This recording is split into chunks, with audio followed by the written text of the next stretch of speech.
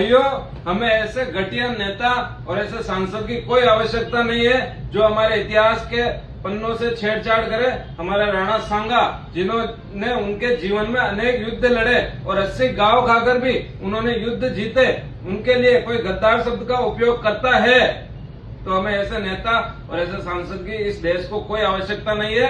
और हम अगर हमारे इतिहास के पन्नों से किसी भी नेता या अभिनेता ने छेड़छाड़ की तो हम उसका पुरजोर विरोध करेंगे और उसकी माफी की मांग करते हैं, उसको सजा दिलवाने की मांग करते हैं। इसलिए आप सभी भाई लोगों और नेताओं से ये निवेदन करता हूं कि जिसने भी हमारे राणा सांगा के साथ गद्दार शब्द का उपयोग किया है उसे सजा दिलवाने की कृपा करे, उसे माफी मंगवाने की कृपा करे।